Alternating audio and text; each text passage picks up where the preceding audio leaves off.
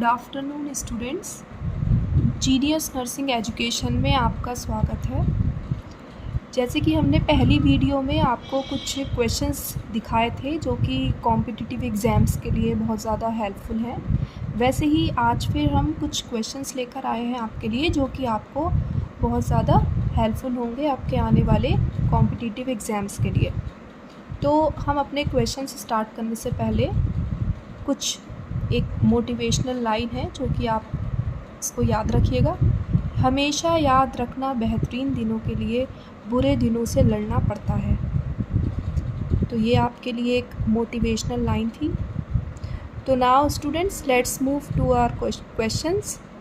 तो आपका जो फर्स्ट क्वेश्चन है वो है, द जंक्शन बिटवीन टू और more bones cartilage is called as. कि जो हमारी दो या दो से ज़्यादा बोन्स के बीच का जो कार्टिलेज जंक्शन है, तो वो इन चारों में से क्या कहलाता है? साइनोवियल, जॉइंट, सूचर और फॉन्टेनल।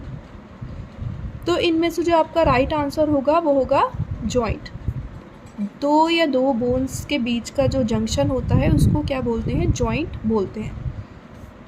आपका नेक्स्ट क्वेश्चन है, Koplik spot is the typical sign of. आपको चार ऑप्शंस दिए हैं। इन चारों ऑप्शंस में से जो कॉप्लिक स्पॉट है वो इन चारों में से किसका सिम्टम है? मम्स, पर्टोसिस, मीजल्स और diphtheria. It's a very important question. तो हमेशा जो कॉप्लिक स्पॉट है वो मीजल्स की बीमारी में पाया जाता है। तो the right answer is measles. Third है आपका, carry blood heart to the rest of the body part. इन चारों में से ऐसी कौन सा ऑप्शन है जो कि जो हमारा ब्लड है वो हार्ट से पूरे बॉडी में लेकर जाता है? तो जो हमारी वेन्स होती हैं वो हमारी पूरी बॉडी से जो डीऑक्सीजनेटेड ब्लड है उसको हार्ट में लेकर आती हैं, और वो क्या होती हैं जो कि हमारे हार्ट से पूरी रेस्ट ऑफ द बॉडी में पूरा ब्लड को लेकर जाती हैं? तो वो होती है हमारी आर्टरीज़। वेन्स लेकर आती हैं हार्ट में ब्लड, और आर्टरीज़ जो हैं हमारे हार्ट से ब्लड को सप्लाई करती हैं पूरे रेस्ट ऑफ द बॉडी में। नेक्स्ट है आपका, who is known as the lady with the lamp. किनको ये लेडी विद द लैम्प का खिताब जो है वो मिला था?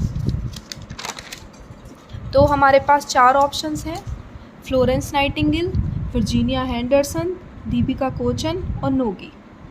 तो ये बहुत ही इम्पॉर्टेंट और बहुत ज़्यादा बेसिक और जनरल क्वेश्चन है कि किसको लेडी विद द लैम्प का टाइटल मिला था? तो वो मिला था फ्लोरेंस नाइटिंगेल को। Florence Nightingale is called as lady with the lamp. उनके नाम के आगे ही ये जो टाइटल है ये जुड़ा हुआ है, क्योंकि उन्होंने एक लैम्प से सोल्जर्स की क्या की थी? केयर की थी।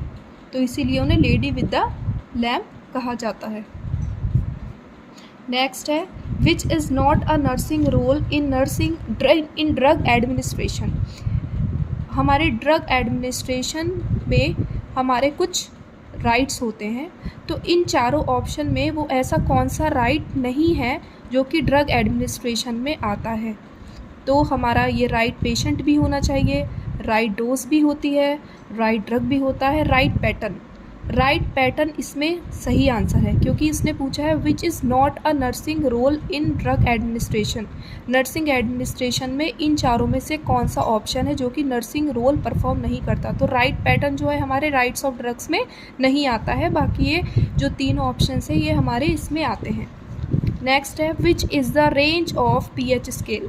पीएच स्केल की क्या रेंज होती है? 1 to 14, 0 to 14, 1 to 7 और 7 to 14। तो जो पीएच स्केल की जो रेंज होती है वो होती है 0 to 14। नेक्स्ट आता है आपका, the CPAP refers to. CPAP इसको बोलते हैं, इट्स रेफर्स टू, इसकी फुल फॉर्म क्या है? ये मेनली जो CPAP होता है और जो BiPAP होता है आप लोगों ने सुना होगा, ये हमारे जो रेस्पिरेटरी जो कंडीशंस होती हैं, जिनको रेस्पिरेटरी अटैक या कुछ भी होता है पेशेंट्स को, उनको प्रोवाइड किया जाता है। तो इसकी फुल फॉर्म क्या है? कंटिन्यूस पॉजिटिव एयरवे प्रेशर या continuous positive air pressure continuous partial air pressure और कंटीन्यूअस पार्शियल एयरवे प्रेशर। तो जो राइट आंसर होगा इसका continuous positive airway pressure. Next है आपका मिनार्की इज़ यूजुअली अकर। हमारी दो टर्म्स होती हैं ओबीजी में, एक मिनार्की और एक मेनोपॉज।